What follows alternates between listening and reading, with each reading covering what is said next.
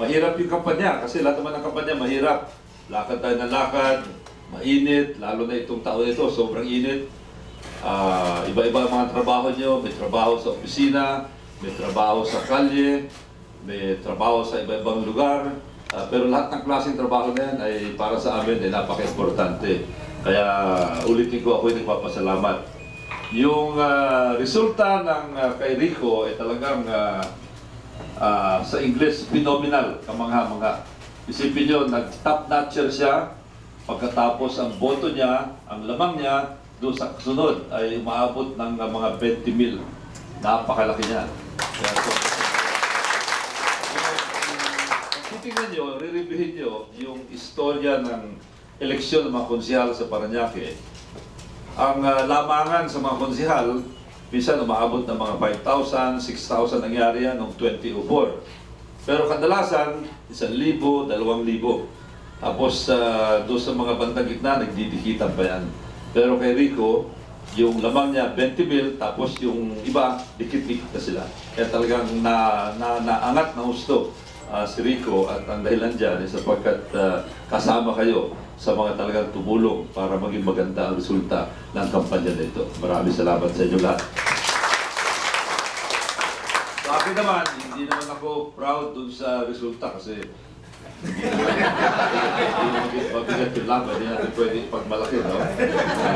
Para kang nakipag-boxing sa 5 taon na bata, hindi walang achievement. Pero kahit paano, maganda pa rin ang resulta kasi na-maximize natin yung resulta, napakalaki. At nakatulong yan, nagkatulungan kami ni Rico dito sa kampanya nito. Kaya sa ulit, ako'y nagpapasalamat sa inyo. Napakalaki ng utang na loob namin sa inyo, sa inyong pagtulong. Pero siyempre, dahil lang sa napakaganda ng resulta nito, lalong tumataas ang ekspektasyon ng mga tao sa atin. Siyempre, sasabihin nila, yung mga goles talagang binigyan natin ng suporta. Siguro naman, pag sa ganyang klase suporta na ibinigay natin sa kanila, mas lalong malaki at magandang serbisyo ang ibibigay sa atin. Kaya andyan yung serbisyo halimbawa ng PGH. Kailangan maging mabilis ang reaksyon natin dyan. Yung pag-process ng mga papeles nila, kailangan maging maganda ang trabaho natin dyan. Yung pakikitungo sa mga tao, importante yan, napaka-importante yan. At siguro, dahil maganda ang resulta, ibig sabihin, maganda rin ang pakikitungo na sa kanila, pero gandahan pa rin natin sapagkat kahit sabihin natin malayo pang eleksyon, hindi ganun kalayo yan. Napakabilis ng panahon. Ang panahon mabilis para sa mga taong nakaupo. Tayo nakaupo. Tandaan niyo yan, no? Mabilis ang panahon para sa mga tao na nakaupo. Pero sa mga taong hindi nakaupo at naghihintay ng eleksyon ulit, matagal na panahon yan. Mahaba ang paghihintay. Kaya doblehin natin. Ako naman, ang trabaho ko sa Kamara, marami tayong mga project na darating pa. Ngayon pa lamang, meron ng mga Coliseum na sinisimulan. Yung Coliseum sa Bukid, i-resume yan, na nasimulan na ng konti yan. Meron tayo sa Annex 22, doon sa Barangay Don Bosco. Meron tayo sa Annex 45 sa San Valley. Meron tayo sa Welcome, doon sa Barangay San Antonio. Yan ay rekomendasyon kapatid mo, no? Si Ray. Tapos meron tayo sa, meron pang isa, yung doon sa Merville, sa Continental Court doon sa Merville. Kaya 5 yung darating na bago. Meron pa rin 5 na darating pa. Meron akong tinatawag na Congressional Initiative.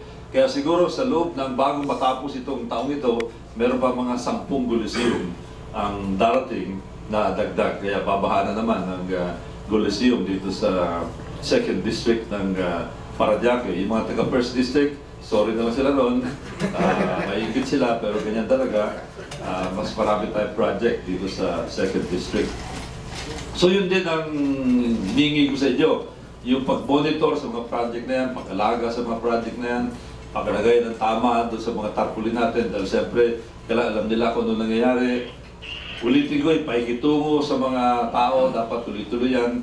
Ayusin natin gusto. Hinihingi ko yan para sa grupo ni Rico.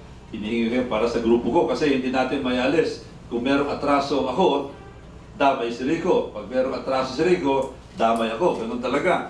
Kung may atraso ang staff ni Rico, pati ako. tinatamaan. Pag may atraso yung staff ni Roylo, pati si Rico ay tinatamaan. Kaya dapat talaga alagaan natin gusto itong ating pakikitungo sa mga tao. Ngayon, nagkaroon tayo ng lunch dito sa Cafe Francais. Sabi ko, alam nyo kasi dito kami madalas mag-meeting ni Mayor Bernabe. Dito madalas na i-meeting ko yung mga barangay captain, pero sabi ko, siguro gusto ko rin ma-experience nyo yung lugar nito sa Cafe Francais. Sorry na lang kung hindi nyo type yung pizza, spaghetti, ganun talaga. Kanya-kanyang type yan. Pero siyempre kung anong nandito, pagtsagaan nyo na lang yung ibibigay siya ng Cafe Francais. Kasi kung ayaw nyo rito, sa susunod, doon tayo sa Lolas. Madali naman akong kausapin. O kaya sa Sinagang Express. Kapag gusto niyo doon tayo sa Sinagang Express. O kaya sa Guda. Lolas na lang, Lolas. O kaya doon sa may San Valley, mamili kayo kung ayaw nyo dito. Lolas, Lolas. So yun lang, at si Rico siguro, meron din gustong mensahe na ibigay sa inyo.